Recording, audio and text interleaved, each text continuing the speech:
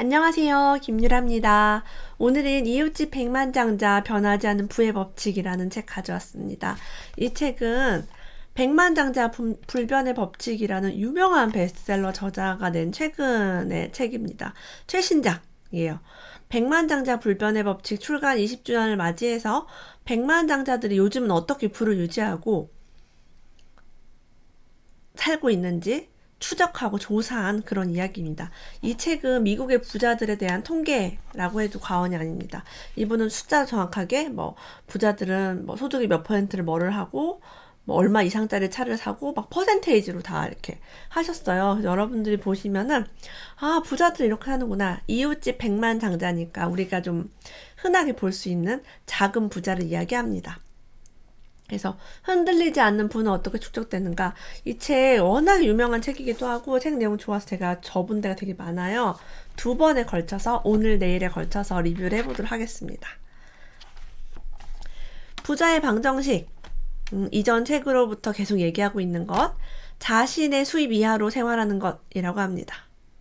최근에는 SNS 같은 일상의 방해 요인들 때문에 지출보다 저축이 많으면 되는 이 간단한 공식을 지키는 사람이 많지 않다고 해요. 화려하고 맛있는 거 먹고 여행 가고 이런 것 때문에 수입 이하로 생활하지 못하고 막 수입을 다 써버리고 저축을 못하는 삶이 점점 늘어나고 있습니다.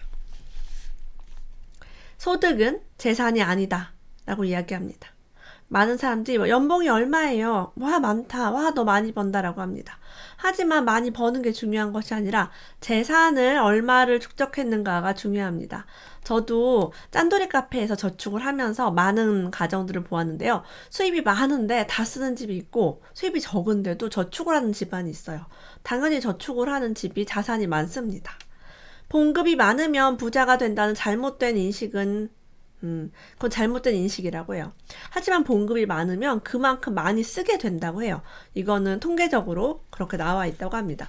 그럼 어떻게 작은 부자가 될 수 있는지 이 책을 통해서 더 알아보도록 하겠습니다. 백만장자들은 쇼핑을 자주 하지 않지만 할인 상품을 사러 다니진 않는다. 자, 백만장자들은 뭐합니까? 마트 대신 이쪽 보여드릴게요.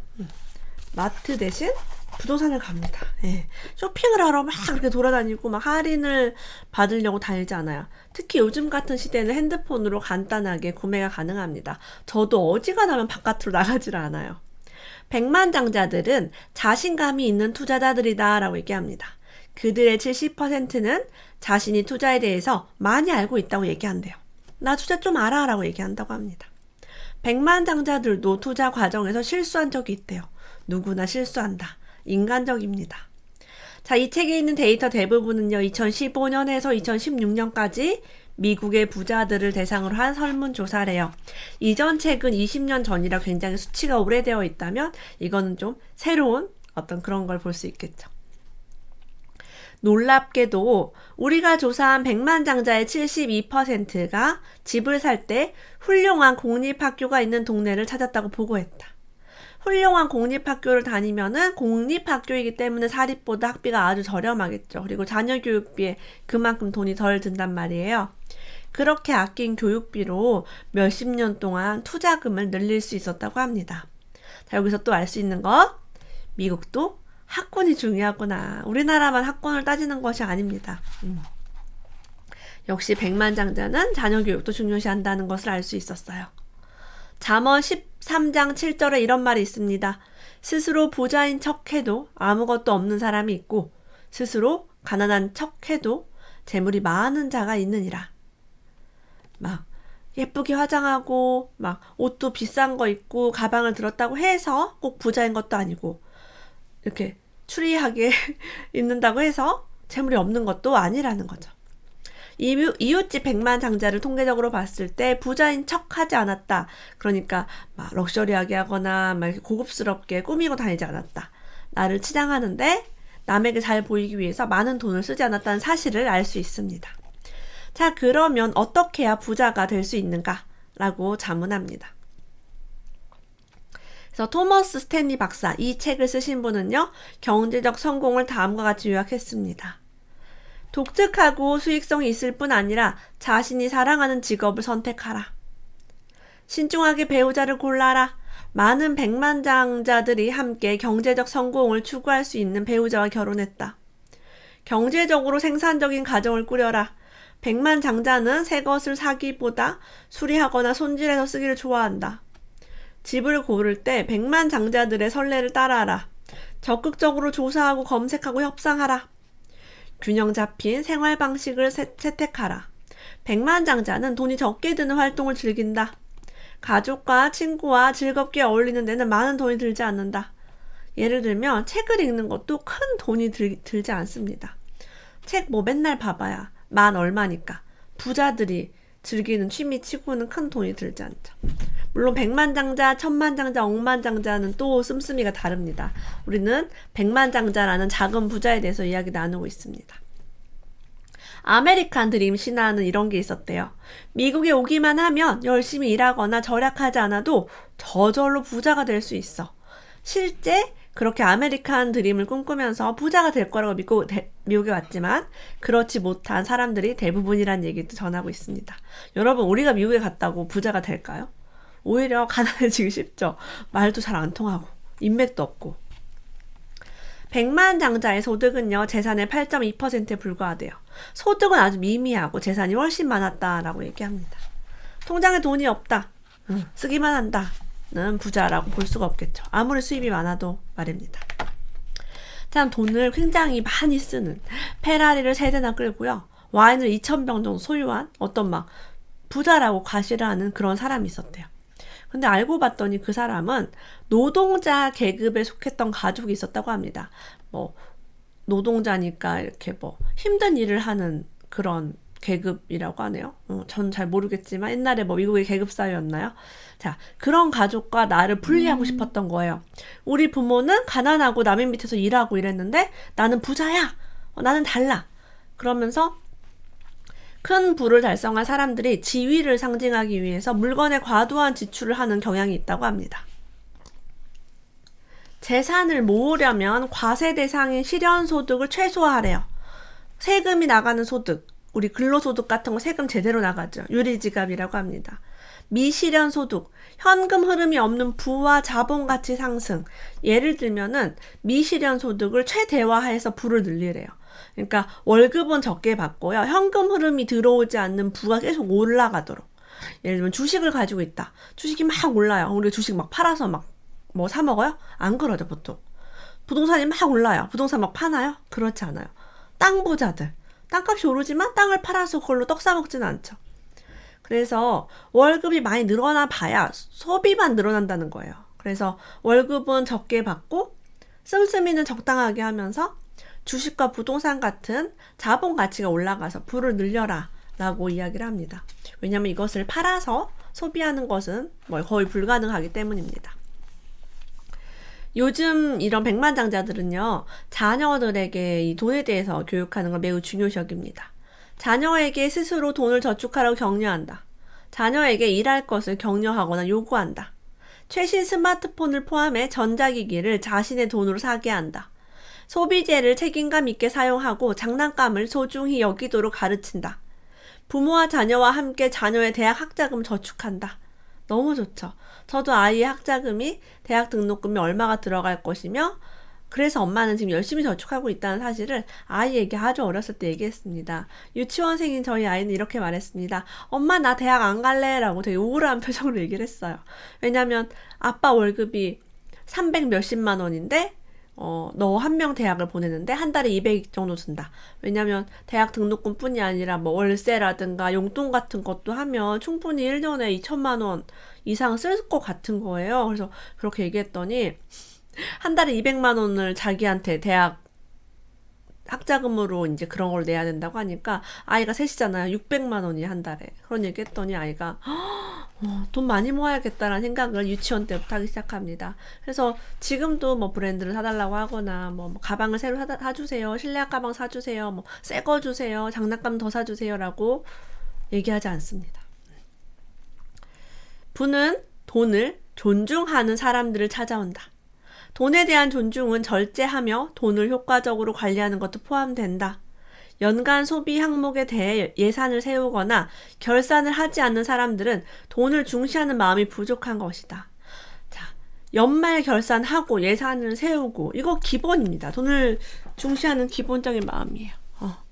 돈을 계획을 세우시고 싶으신 분은 내 집 마련 가계부와 함께 하시면 너무 좋습니다. 너무 예쁘죠? 예.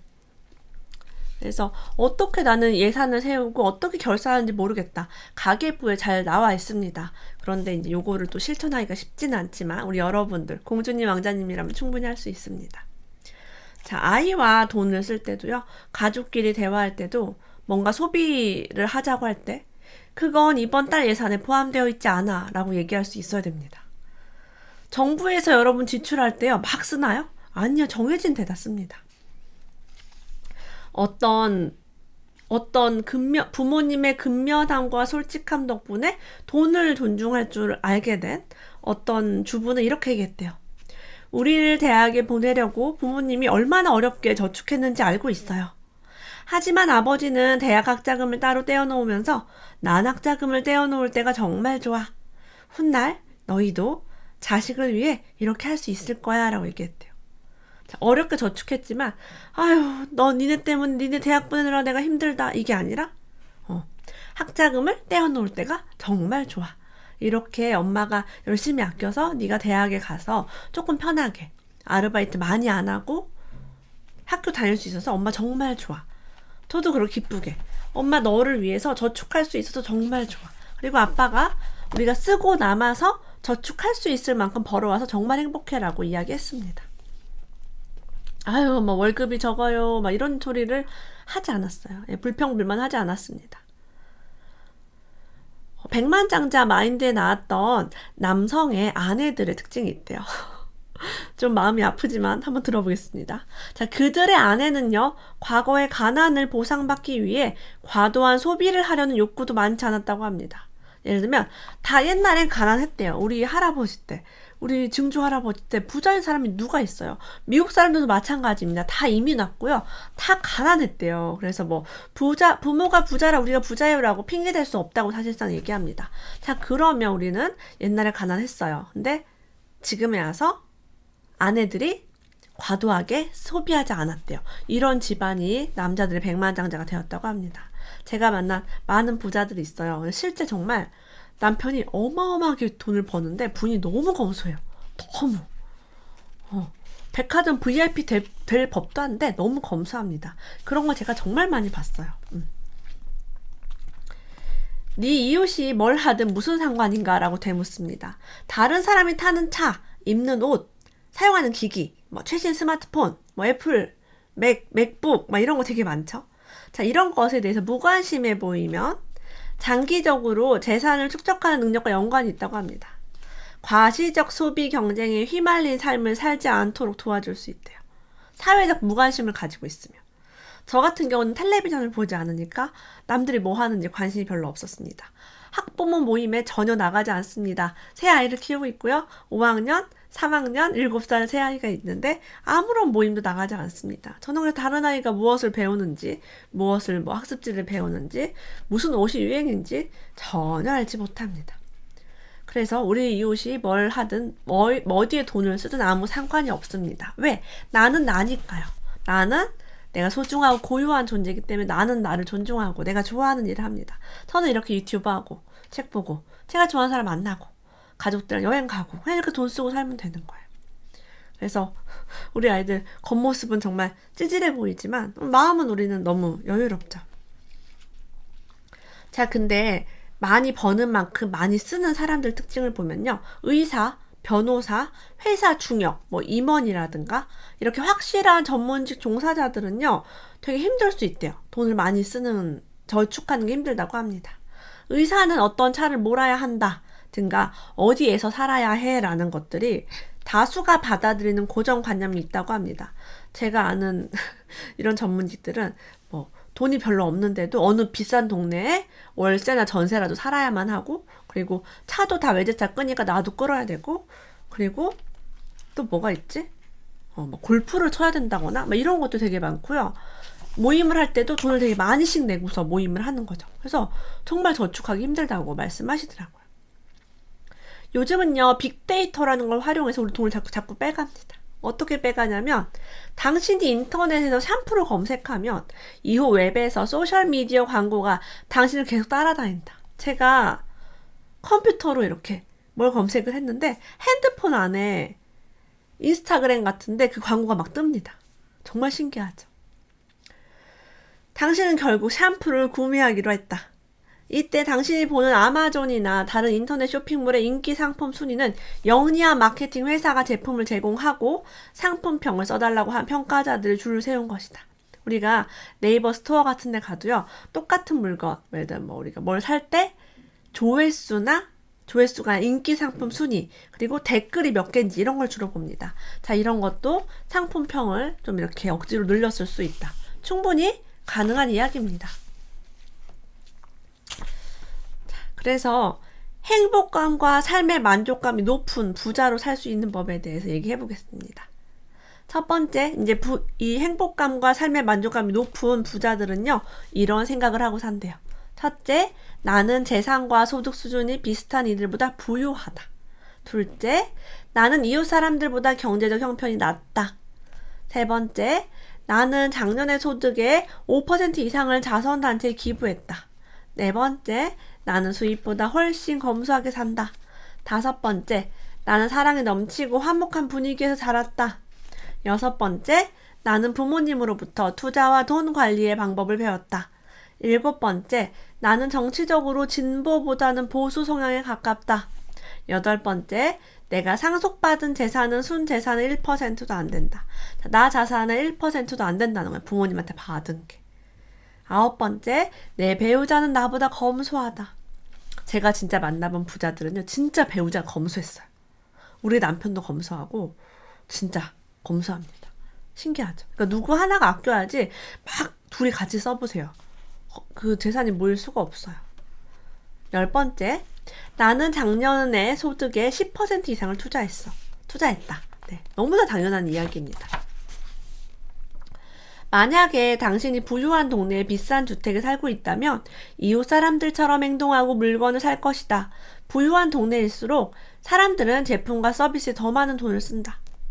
우리는 이웃의 소비를 보고 따라한다. 그래서 끼리끼리 유유상종입니다. 우리가 부자라서 그들과 함께 돈을 쓰면 상관없는데, 나는 그 집에 집도 없이 전세나 월세 사는데 집을 소유하고 있는 사람이랑 똑같이 소비를 한다면 점점 격차가 멀어집니다. 그게 빈부의 격차, 양극화라고 해요. 제가 예전에 재개발 빌라 지역에 굉장히 낡은 동네에 살고 있었어요. 그랬더니 부유하지 않은 동네여서 아무도 돈도 안 쓰고 그런 게 없습니다. 예, 뭐 잘 보이기, 예쁘게 하기, 럭셔리 이런 것도 없어요. 뭐 돈 쓸 데도 없고 너무너무 좋았습니다. 버는 족족 저축하고 분리수거 같은 것도 고물상 가서 팔고 그런 게 그 동네에 일반화되어 있었어요. 장점도 있고 단점도 있지만 저는 그런 시기를 보낼 수 있었던 거에 대해서 되게 축복으로 생각을 합니다. 좋은 경험이었고 돈 많이 모았고 우리 아이들도 그 집에 살면서 절제와 검소하게 사는 삶에 대해서 어렸을 때부터 배우게 되었어요. 삶의 만족도가 이렇게 높은 사람들은요, 남이 타는 차나 남이 입는 옷, 남이 살고 있는 집 이런 게 아니라 상대방의 내면에 집중한대요. 저 사람 마음에 뭐가 있을까? 저 사람 어떻게 하면 저렇게 담대하게 살 수 있을까? 용기 있게 살 수 있을까? 행복할까? 저렇게 잘 웃을까? 이런 걸 보게 됩니다. 그래서 부자들은 어떻게 백만장자가 되고 이 부를 지키는 불변의 법칙이 있는지 나머지 절반은 다음 영상에서 가져오도록 하겠습니다. 이웃집 백만장자 출간 20년 후에 그들은 어떻게 부를 유지하고 있는지 새롭게 조사한 이야기, 부의 보고서가 잔뜩 담긴 바이블입니다. 오늘도 함께 해주셔서 감사합니다. 다음에 또 만나요.